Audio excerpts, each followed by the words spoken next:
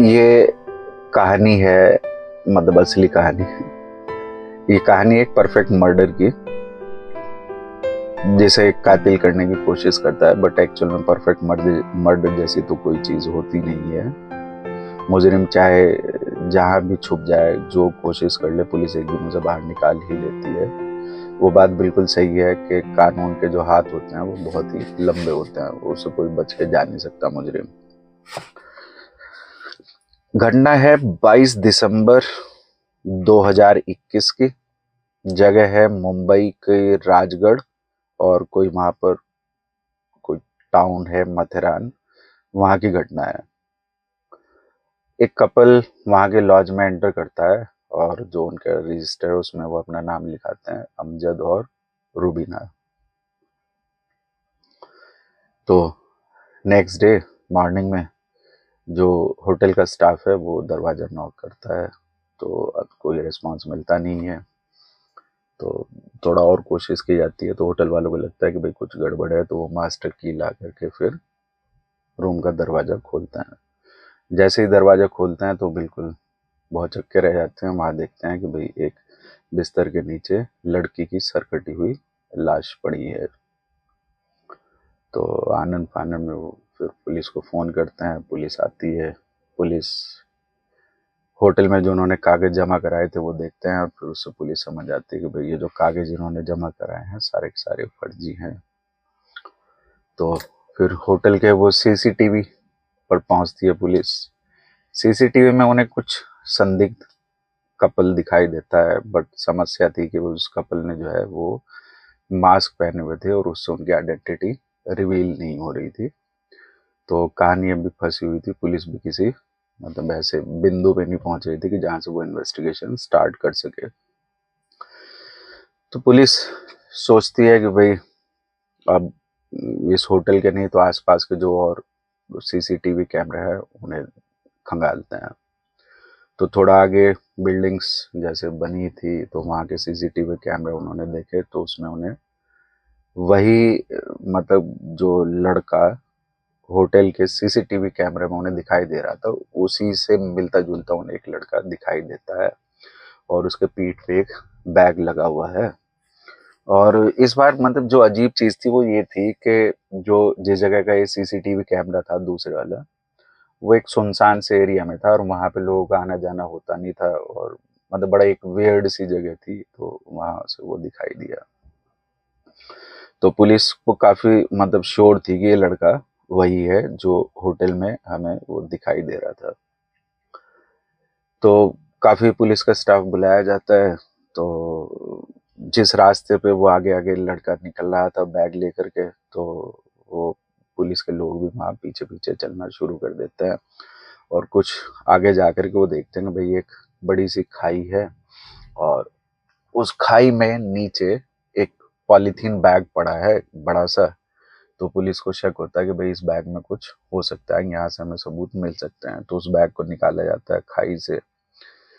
तो जैसे उस बैग को खोला जाता है तो उसमें उस लड़की का सर मिलता है, उसका पर्स, उसके बिलोंगिंग्स जो और चीज़ें हैं वो वहाँ से मिलती हैं।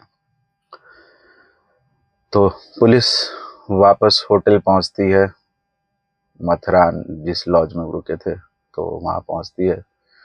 तो फिर से वो उसके डॉक्यूमेंट्स वगैरह चेक करते हैं। तो इस बार उन्हें वहाँ एक चीज़ मिल जाती है कि जो उन्होंने बिल जमा किया था होटल का, तो वो बिल लड़की के कार्ड से जमा किया गया था। तो फिर उस लड़की के कार्ड से वो एड्रेस निकाल लेते हैं। तो पुलिस वहाँ फिर उस एड्रेस पर पहुँचती है मुंबई का। तो एड्रेस पे जाकर के पता चलता है कि भाई इस लड़की का नाम जो है वो रूबीना नहीं है, इसका नाम तो पूनम है, पूनम पॉल ये नाम है इसका। और लगभग 7 महीने पहले इसकी शादी हुई, और जिस लड़के से शादी हुई वो सॉफ्टवेयर इंजीनियर है, और उसका नाम है राम सुलोचन। वो भी यूपी का रहने वाला है, और ये भी यूपी के रहने वाले हैं, पर इन दोनों के परिवार जो है वो काफी सालों से वो आकर के मुंबई में रह रहे हैं। तो पुलिस फिर उस राम सुलोचन, वो सॉफ्टवेयर इंजीनियर जिससे इसकी शादी हुई थी 7 महीने पहले, तो उसके घर पहुंचती है। तो वहां जाकर के पुलिस को उसका नंबर चेक करती है, और पुलिस को एक चीज़ बड़ी अजीब लगती है कि भाई जिस दिन इस लड़की का मर्डर हुआ, मतलब जो होटल में घटना घटी है, तो उस टाइम इस राम सुलोचन का जो मोबाइल फ़ोन है वो स्विच ऑफ आ रहा है। और पहले कभी इसने ऐसा किया नहीं। इसने कभी पहले अपना मोबाइल फ़ोन स्विच ऑफ किया नहीं, पर उस दिन उसका मोबाइल फ़ोन स्विच ऑफ आ रहा है। तो पुलिस का शक बढ़ा कि भाई कुछ गड़बड़ है, जिस आदमी ने पहले ऐसा नहीं किया और घटना वाले दिन ऐसा हो रहा है कि मोबाइल फ़ोन 24 घंटे के लिए स्विच ऑफ है। तो फिर पुलिस जो है उस राम सुलोचन जो सॉफ्टवेयर इंजीनियर था, उसे लेकर के जाती है। तो उससे पूछताछ शुरू करती है, सख्ती करती है।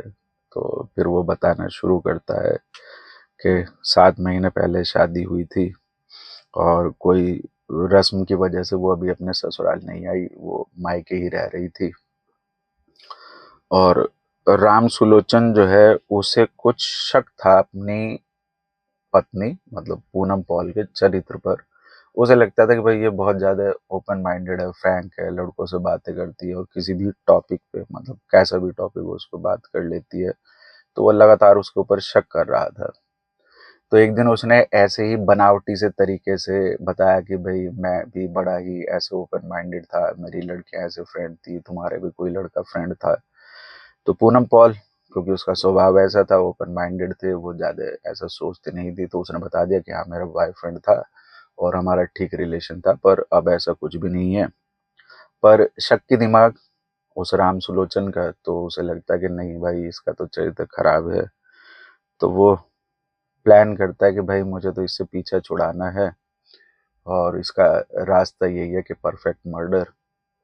तो इस परफेक्ट मर्डर के चक्कर में वो बहुत सारे नॉवेल पढ़ना शुरू करता है और जो पुराने इस तरह के केसेस हैं अनसुलझे, तो उन पे रिसर्च शुरू करता है। परफेक्ट मर्डर कैसे हो सकता है, मतलब वो सारी की सारी प्लानिंग ऐसे कर लेता है और सोचता है कि भाई मैं इसका परफेक्ट मर्डर करूँगा। तो उसे लेकर के वो उस मथुरा राजगढ़ वाला जो लॉज है वहाँ पर लेकर के जाता है और अपनी तरफ से वो उसका सर वहाँ पे काट देता है। होटल में जो डॉक्यूमेंट्स वगैरह उन्होंने जमा किए थे वो सारे फर्जी थे और बैग लेकर के वो वहाँ खाई में फेंक देता है और पुलिस सारा इन्वेस्टिगेशन करके वहाँ तक पहुँच जाती है। तो एक जो शक है देखो, मतलब क्या ही मानसिकता है ये लोगों की कि भाई अगर वाइफ किसी भी टॉपिक पे बात कर सकती है, ओपन माइंडेड है, मतलब हर कोई खुद तो जो है मतलब वो साधु संत नहीं होता, पर उसको जो पत्नी है वो बिल्कुल सती सावित्री चाहिए। तो बड़ी अजीब सी सोच है सोसाइटी की, जो ऐसा नहीं होना चाहिए। और परफेक्ट मर्डर जैसी भी कोई चीज़ नहीं होती है, तो अंत में कातिल पकड़ा ही जाता है। राम सुलोचन पकड़ा गया, देखो पढ़ा लिखा इंसान, सॉफ्टवेयर इंजीनियर, और क्या दिमाग में फितूर आया कि भाई मुझे ऐसा करना है। तो अब सलाखों के पीछे है वो। और परफेक्ट मर्डर जैसी कोई चीज़ नहीं होती है और आप अगर कुछ गलत करेंगे तो उसकी सज़ा आपको ज़रूर मिलेगी ही मिलेगी। मिलते हैं अगली कहानी में। धन्यवाद।